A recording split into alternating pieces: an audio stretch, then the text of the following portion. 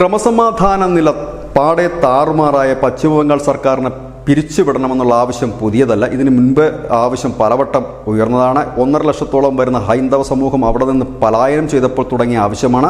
RSSലെ സംഘപരിവാർ പ്രസ്ഥാനങ്ങൾ തന്നെ പലവട്ടം ആവശ്യപ്പെട്ട കാര്യമാണ്. ഇപ്പോൾ ആ ആവശ്യം ഒരുപക്ഷെ അംഗീകരിക്കപ്പെടാൻ സാധ്യതയുണ്ട് എന്ന തരത്തിലേക്കാണ് കാര്യങ്ങൾ പോകുന്നത്. ഇന്ന് ബംഗാൾ ഹൈക്കോടതിയിൽ സുപ്രധാനമായ ഒരു പരാമർശം കൂടി വന്നിട്ടുണ്ട്. അവർ പറയുന്നത് ഈ അക്രമ സംഭവങ്ങളെ സർക്കാരും പോലീസും അറിഞ്ഞില്ല എന്ന് പറയുമ്പോൾ തന്നെ ഇത് ഈ സർക്കാർ സംവിധാനത്തിൻ്റെ പരാജയമായിട്ട് തന്നെ കാണാൻ കഴിയും. അതായത് സർക്കാർ പൂർണ്ണ പരാജയമാണ് ഇപ്പോൾ അവിടെ നടക്കുന്ന അക്രമങ്ങളിലും ഈ അരാജകത്വത്തിലും ഇല്ലെങ്കിൽ ക്രമസമാധാന നില തകർന്നതിലുമെന്ന് ഹൈക്കോടതി കൃത്യമായി തന്നെ പറഞ്ഞിരിക്കുന്നു.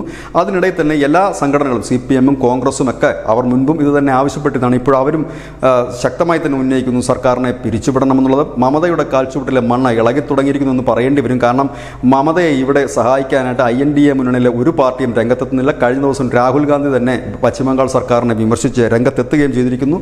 ഡോക്ടർമാർ 24 മണിക്കൂർ പണിമുടക്ക് രാജ്യവ്യാപകമായി പ്രഖ്യാപിച്ചിരിക്കുന്നത്. അത് ഏറ്റവും കൂടുതൽ എഫക്റ്റ് ചെയ്തിരിക്കുന്നത് വെസ്റ്റ് ബംഗാളിൽ തന്നെയാണ്. ഒപ്പം തന്നെ CPM-ൻ്റെ 12 മണിക്കൂർ ബന്ദ്, BJP-യുടെ പ്രതിഷേധ റാലികളും മാർച്ചുകളും, അങ്ങനെ ക്രമസമാധാന നില വളരെയധികം വഷളായിരിക്കും. പലയിടത്തും ആക്രമണം, മെഡിക്കൽ കോളേജ് തന്നെ തല്ലി തകർക്കുന്ന രീതിയിലേക്ക് കാര്യങ്ങൾ പോകുന്നു. വലിയ അക്രമ സംഭവങ്ങളിലേക്ക് കാര്യങ്ങൾ നീങ്ങുന്നു. ഇവിടെ രാഷ്ട്രപതി ഭരണത്തിലേക്ക് പശ്ചിമ ബംഗാൾ പോകും എന്നുള്ള സൂചനകളാണ് ദേശീയ മാധ്യമങ്ങളടക്കം നൽകുന്നതും. News desk news India Malayalam.